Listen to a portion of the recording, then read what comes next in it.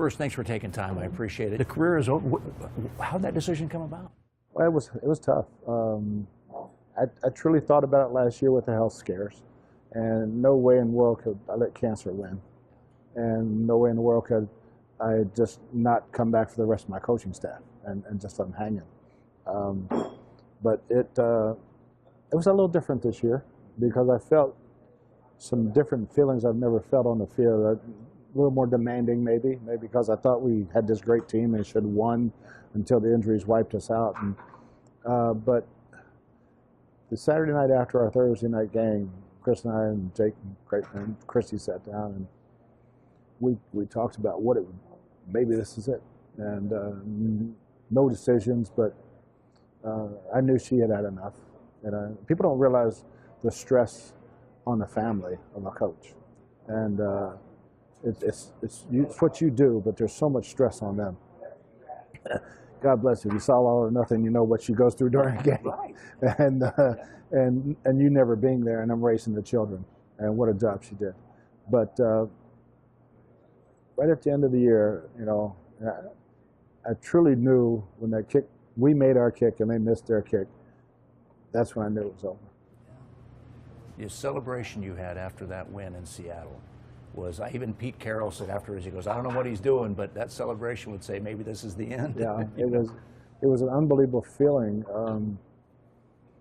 A freedom, a calming, you're cancer free, that kind of feeling. Yeah. You know, I mean, it really was. Okay, we won the last game here of all places. It is time.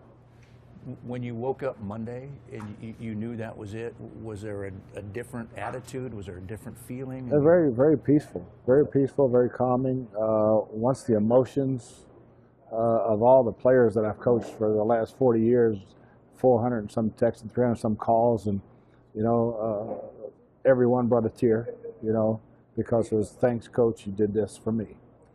And so once I got through all that emotion, you know, then it was like, I feel 10 years younger. I really do. What's next? I'm hoping to join your side. Yeah, I mean, either radio, television. I want to stay in the game and want to be a part of the game. I don't know if that's broadcasting a game, being in the studio, talking about the game, but I want to be around the game. Possibly a quarterback school, something that keeps me in the game. Yeah. Monday Night Football, maybe? They're looking for somebody? I don't know if I'm ready for that job yet, but if they're giving it away, I'll take it. Oh yeah, go to the dark side. I mean, Exactly. And can't be wrong. How much time would you be willing to be away from Chris and the family, though, you know, to do television? Oh, it wouldn't be a full-time job at all. You know, it would be the football season, weekends, and you know, we can now travel together, and whether it's LA, New York, or even going to games, you know, because there's so many great stadiums to visit. Not that she want to go to a football game. I think she's had enough. But no, yeah, I think it would be fun. It would be exciting, and I know my golf game's getting better.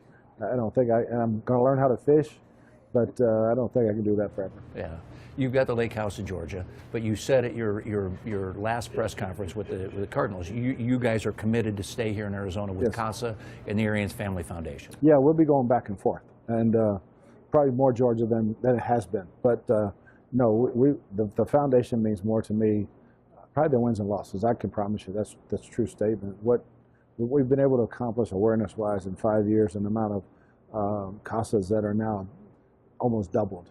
With the new laws that Chris and the Attorney General and our new judge in charge of the Children's Services, what they're doing is tremendous progress. And we've got a ways to go. We still have 15,000 children in foster care and only 1,500 CASAs. And our goal has always been every child that needs a CASA has a CASA. And you've heard me for years now. Seniors in the Valley, I know you're bored. You'll get more out of it. I talked to the guy.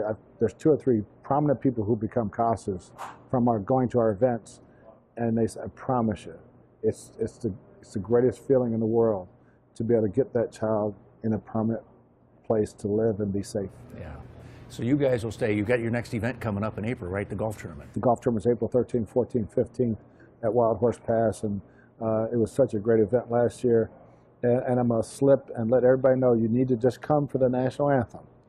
You've been out for the national anthem. We have skydivers coming down with a flag, and I hope we can get Jordan to sing.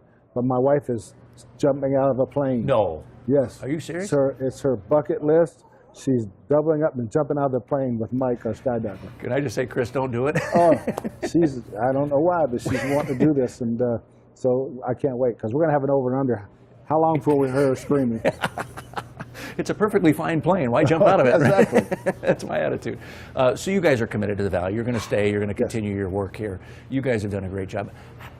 You've owned this Valley for 5 years, and I don't want to say that the wrong way. I don't want people to take that the wrong way. But you've embraced the fan base. You've embraced the media. They've embraced you. How tough is this separation now? Well, it's hard to leave a game you love and a great organization and a great team. But I think at this time, it's time for somebody to take it over, because it's in a great place.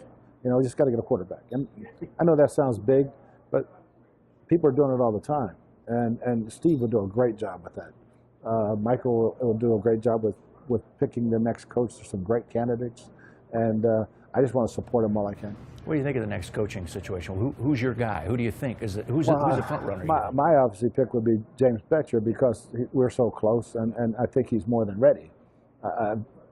Keith Armstrong was one of my former players, and watched him grow, and I love him to death. I think he'd do a great job. I don't know the other guys, so those are kind of my picks. And I don't think Mike will go wrong with either guy. You know, a lot of mentions about John DeFilippo, the quarterback coach for the Eagles, Brian Flores, the linebacker coach for the Patriots. And I don't want to ask specifically about those guys, but how tough is it to go from position coach to head coach? Well, if you're going to jump up there and call defense and call plays, you might be overloaded. Sean McVay did a great job of it. And there are very few of those guys. To go from coaching 4 players to coaching 63 guys and being the face of the franchise, that's not an easy thing for a young guy to do. Yeah, so it's a tough leap. Oh, it's huge. Yeah. But having been a coordinator, now you took a chance on James Betcher, right? I mean, he was a young guy that hadn't had any coordinator experience in the NFL, and you said, hey, this is the guy. He's done very well. I always said, when you see a rising star, you recognize him. You know, I saw him in Indianapolis with me, and what he did with Robert Mathis. And when you take an all-pro guy, and it's a defensive end, and turn him into a linebacker, and the guy gets mad at you for taking him. Robert cussed me out. You taking my guy. What did he do with John Abraham? What did he do with Dwight Freeney? Veteran guys as a young coach. That's a hard one. And then when he stands in front of the team, all the respect in the world. So you know when a guy is a star, and he's a star. I coached for 20 years, and when I left, I've said ever since, for the last 20 years now, you can't replicate that, what goes on inside the offices, the locker room, the feeling. What are you going to miss most about coaching? The relationships. Yeah, the relationships and the national anthem. I mean, coming out of the tunnel and standing there for the national anthem, I tear up every week. But just the relationships of building a new team every year and meeting new players and building those relationships, those relationships with quarterbacks, which are always very special to me. I'll miss those. Is there a particular memory that stands out above others, or is there anything that that just goes, wow, that's been a... Gosh. Because I'm sure there's hundreds of them. Yeah, it's going to the Heisman dinner with a little running back from Temple named Paul Palmer, and he came in second.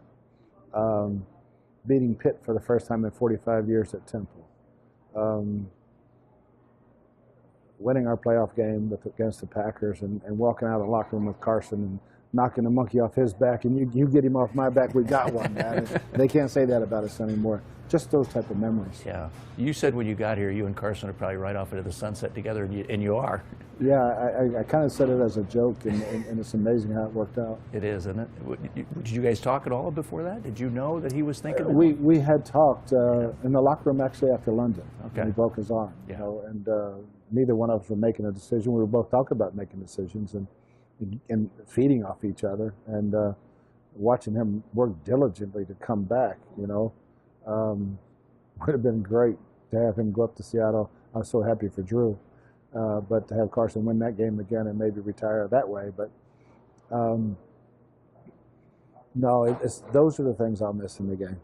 Watching Drew Stanton be the man he is, and gosh, what a great guy and a heck of a quarterback. You mentioned the Cardinals need to find a quarterback. We've been talking about that for a few years here. Yeah. We need to find a quarterback. Is it through free agency, you think, or draft, or both? Well, I think you have to go draft first, because free agencies, you have to have a trading partner. You might, hey, let's go get Alex Smith. We're not trading him to you. I mean, so you have to have a partner. And there's only a few guys available in free agency that are really franchise guys. And then you look at the draft, to me, if you're going young, you have to have the right mentor. That's why if I'm going young right now, this is me talking, I would have Drew Stanton on my team right now. He did an unbelievable job with me, with Andrew Luck, getting him be a pro, and teach him how to become a pro. And he embraces that role. And you know that if your young guy goes down, you're going to win the game with Drew Stanton most of the time.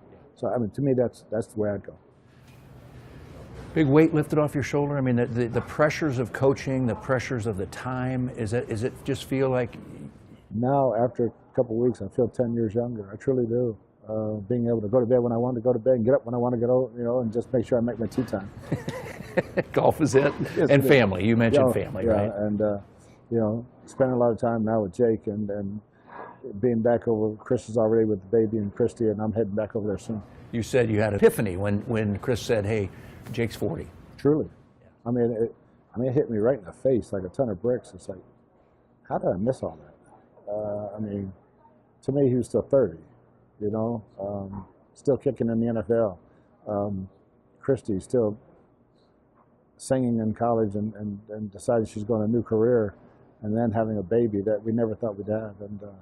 And Presley was 4, now she's 23. Wow. And just, where did it all go? Yeah, I remember Jake saying she was graduating from ASU and things were moving forward. That was last year, right? Yeah, I mean, those are the things that really hit you.